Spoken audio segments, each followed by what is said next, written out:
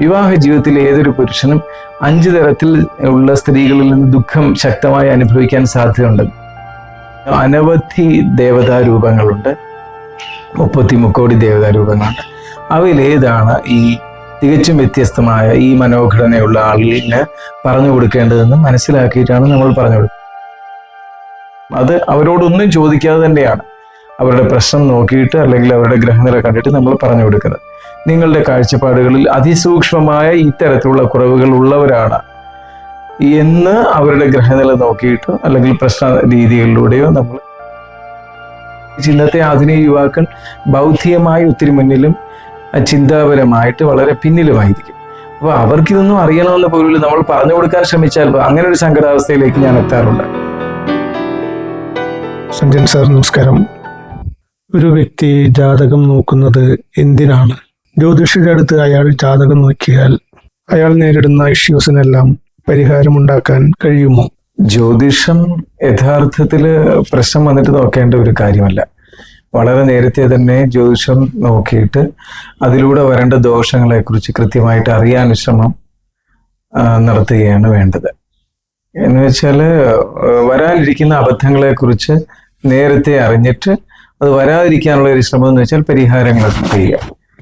പരിഹാരങ്ങൾ ചെയ്യുക എന്നുള്ളത്, പരിഹാരം എന്ന് പറയുമ്പോൾ ബാഹ്യമായി അമ്പലങ്ങളിൽ പോവുകയോ പൂജകൾ നടത്തുകയോ എന്നുള്ളതിനേക്കാൾ ഉപരി ഏതൊക്കെ തരത്തിൽ നീങ്ങാം, എൻ്റെ ജീവിതത്തിൽ ഇന്ന വിധത്തിലുള്ള ദോഷങ്ങൾ വന്നാൽ അതിനെ അതിജീവിക്കാൻ വേണ്ടി ഇപ്പോഴെങ്ങനെയാണ് നീങ്ങേണ്ടത് എന്നുള്ളതാണ് ആദ്യത്തെ പരിഹാരം.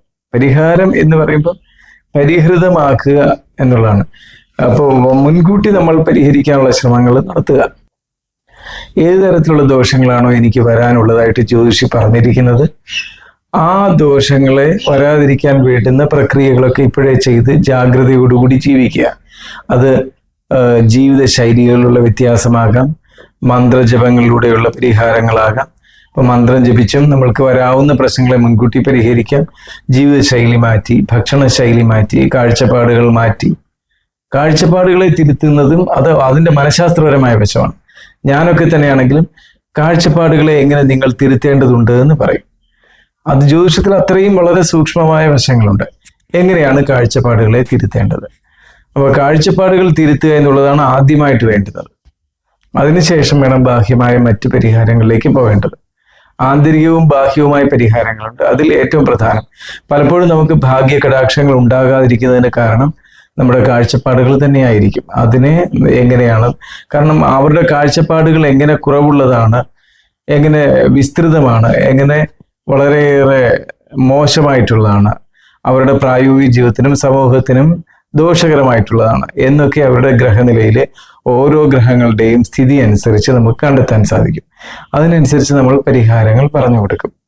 അപ്പോഴതുകൊണ്ട് കാഴ്ചപ്പാടുകളെ തിരുത്തുന്നതിന്റെ ഭാഗമാണ് മന്ത്രജപം പോലും. ഓരോ മന്ത്രജപവും ഓരോ മന്ത്രവും ജപിക്കുന്നതിലൂടെ അവരുടെ നിലവിലുള്ള മനോഘടനയ്ക്ക് കുറേയേറെ മാറ്റങ്ങൾ വന്നിട്ട് അവരുടെ ജീവിതത്തിനെ കൂടുതൽ ഗുണകരമാക്കാൻ സഹായിക്കും. അപ്പോഴും മന്ത്രജപത്തിന്റെ പ്രാധാന്യം, ചിന്തകളെ മാറ്റുന്നതിൻ്റെ രീതി, പിന്നെ ഇതുവരെയുള്ള കാഴ്ചപ്പാടുകൾ എവിടെയൊക്കെയാണ് തിരുത്തേണ്ടത് എന്ന് പറഞ്ഞു കൊടുക്കും. അത് അവരോടൊന്നും ചോദിക്കാതെ തന്നെയാണ് അവരുടെ പ്രശ്നം നോക്കിയിട്ട് അല്ലെങ്കിൽ അവരുടെ ഗ്രഹനില കണ്ടിട്ട് നമ്മൾ പറഞ്ഞു കൊടുക്കുന്നത്.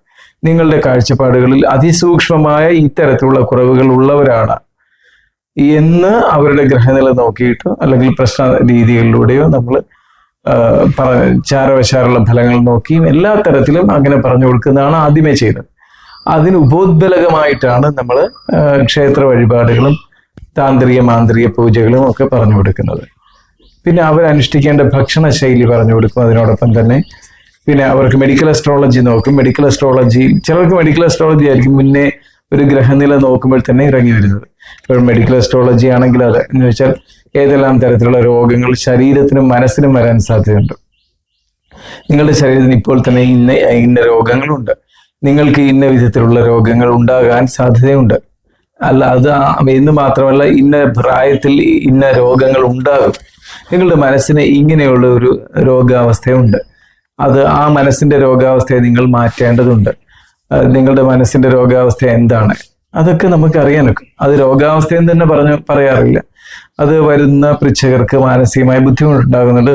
മാനസികമായി ഇങ്ങനെയെല്ലാം തിരുത്താൻ പറയും. അതിന് വേണ്ടുന്ന കാര്യങ്ങൾ പ്രധാനമായിട്ട് ഒരുപാട് തരത്തിലുണ്ട് പ്രാചീന ജ്യോതിഷത്തിൽ. അതെല്ലാം നമ്മൾ പറഞ്ഞു കൊടുത്താണ് അവരെ മുന്നോട്ട് നയിക്കുന്നത്. അങ്ങനെ അതിന് ധാരാളം മാർഗങ്ങളാണുള്ളത്.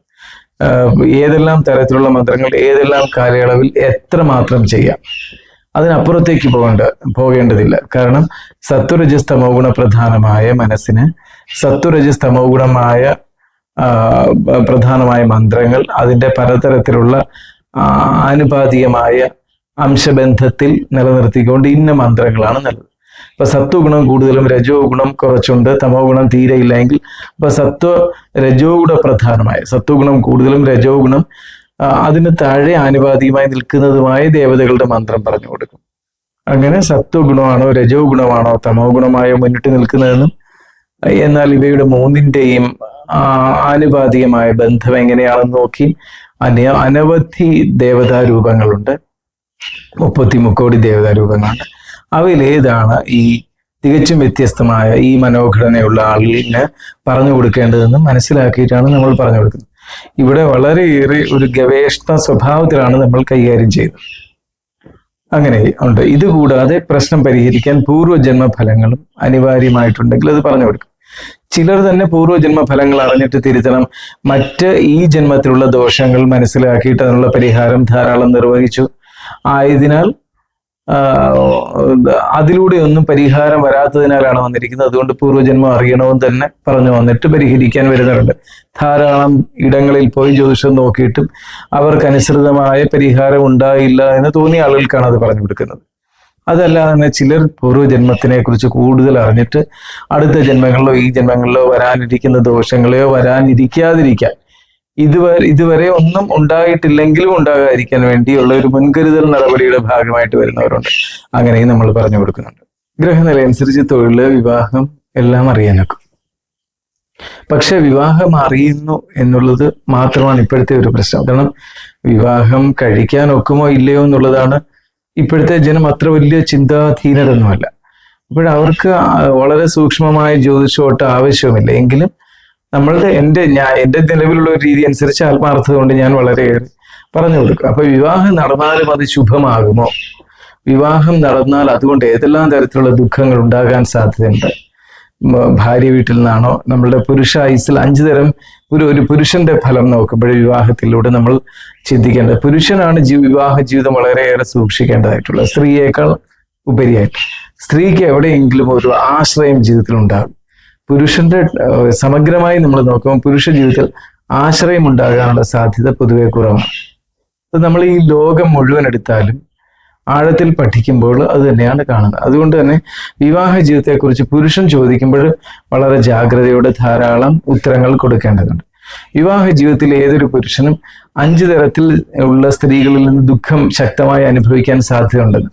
സ്ത്രീക്ക് ഭർത്താവിൽ നിന്ന് ദുരിതം ഉണ്ടായാലും സന്താനങ്ങളിൽ നിന്ന് ശാന്തി ഉണ്ടാകും, അല്ലെങ്കിൽ മാതാപിതാക്കൾ ഉണ്ടായവരായിരിക്കും, അതല്ലെങ്കിൽ ഏതെങ്കിലും തരത്തിലുള്ള ഉണ്ടാകും. പക്ഷെ എപ്പോഴും അനാഥാവസ്ഥ ഏറ്റവും കൂടുതൽ. നമ്മൾ വളരെ ദുഷ്ടനായ പുരുഷനെ കുറിച്ചല്ല പറയുന്നത്, ശിഷ്ടന്മാരായ പുരുഷന്മാർ ധാരാളമുണ്ട്. അവരെല്ലാം ജീവിതത്തിൽ പരാജയത്തിലേക്കാണ് പോകുന്നത്. അമ്മയിൽ നിന്ന് അപ്പൊ 5 തരം സ്ത്രീകൾ എന്ന് പറയുമ്പോൾ അമ്മയിൽ നിന്ന് ദുഃഖം അനുഭവിക്കുന്ന പുരുഷന്മാരുണ്ട്. അമ്മയിൽ നിന്നോ സഹോദരിയിൽ നിന്നോ ദുഃഖം അനുഭവിക്കും. അമ്മയിൽ നിന്നോ അമ്മയിൽ നിന്ന് ദുഃഖം അനുഭവിക്കുന്നവർക്ക് മറ്റുള്ളതെല്ലാം ഭേദമായിരിക്കും. സഹോദരിയിൽ നിന്ന് ദുഃഖം അനുഭവിക്കുന്നവർക്ക് മറ്റുള്ളതെല്ലാം ഭേദമായിരിക്കും.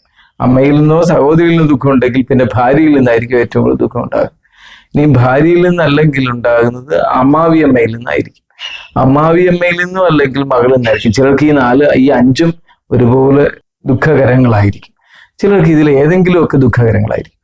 അപ്പോൾ ഈ 4 ഭാഗങ്ങൾ അമ്മ, ഭാര്യ, അമ്മ, സഹോദരികൾ എന്ന് പറയണം. സഹോദരി എന്ന് പറയുമ്പോൾ സഹോദരപക്ഷം, പിന്നെ ഭാര്യ, അമ്മാവിയമ്മ ഇതൊന്നും കുഴപ്പമില്ല എങ്കിൽ മകളായിരിക്കും ദുഃഖത്തിനായിട്ട് വരുന്നത്. അപ്പോൾ ഒരു പുരുഷന്റെ ജീവിതത്തിലെ വിവാഹത്തെക്കുറിച്ച് നോക്കുമ്പോൾ ഇത്രയും കാര്യങ്ങൾ കാണുമ്പോൾ അത്രയും വിജിഗീഷുവായിട്ടുള്ള വളരെ ചിന്തകരായ വ്യക്തികളൊന്നുമല്ല. പ്രത്യേകിച്ച് ഇന്നത്തെ ആധുനിക യുവാക്കൾ ബൗദ്ധികമായി ഒത്തിരി മുന്നിലും ചിന്താപരമായിട്ട് വളരെ പിന്നിലുമായിരിക്കും.